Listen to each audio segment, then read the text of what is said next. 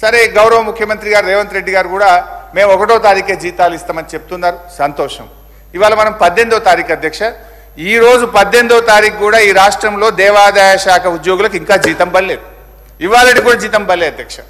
So నేనేమంటే మీరు 1వ తారీఖు జీతం వస్తానంటారు, దేవాదాయ శాఖ ఉద్యోగులకు ఇలా 18వ తారీఖు అయినా జీతం పడని పరిస్థితి ఉన్నది. దయచేసి అందరికి ఇచ్చినట్టు వీళ్ళకు కూడా 1వ తారీఖు జీతం ఇవ్వాలి, దీన్ని పరిశీలించండి అని కోరుతున్నా అధ్యక్ష.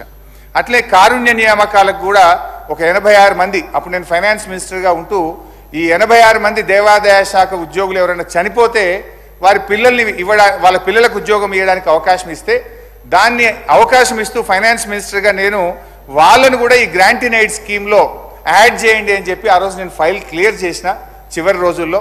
ఆ 86 మందికి ఇప్పుడు సంవత్సరం నుంచి జీతం వస్తలేదు.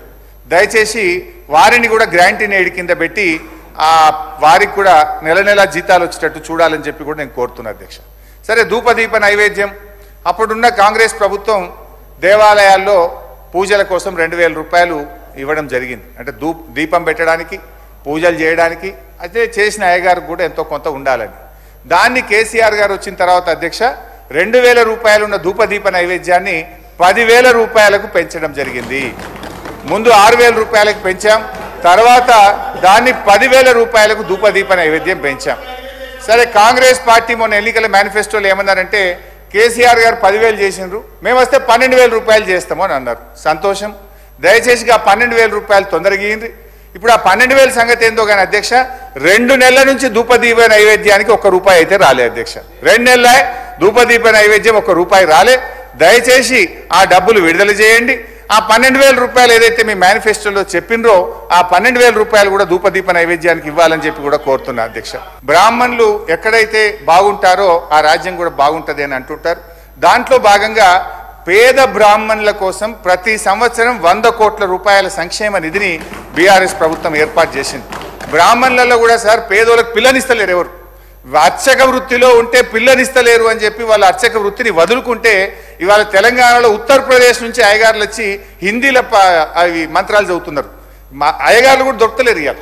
సో అందుకే దాన్ని దృష్టిలో పెట్టుకొని రాబోయే రోజుల్లో కష్టమవుతుంది, మరి వేద విద్యను అభ్యసించే వాళ్ళు ఉండాలి, వారికి కూడా ప్రోత్సాహం ఉండాలని చెప్పి 100 కోట్ల రూపాయలతో మేము ఒక బ్రాహ్మణ సంక్షేమ నిధిని ఏర్పాటు చేయడం జరిగింది అధ్యక్ష.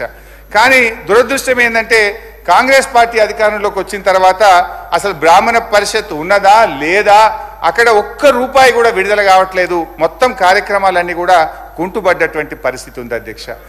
అధ్యక్ష హైదరాబాద్లో 10 కోట్ల రూపాయలతోని అద్భుతంగా బ్రాహ్మణ సదన్ కూడా నిర్మించాం అధ్యక్ష. అదేవిధంగా రాష్ట్ర వ్యాప్తంగా కూడా సూర్యాపేట, ఖమ్మం, మదిర ఈ 3 చోట్ల కూడా బ్రాహ్మణ సదనాలు ప్రారంభమైనాయి.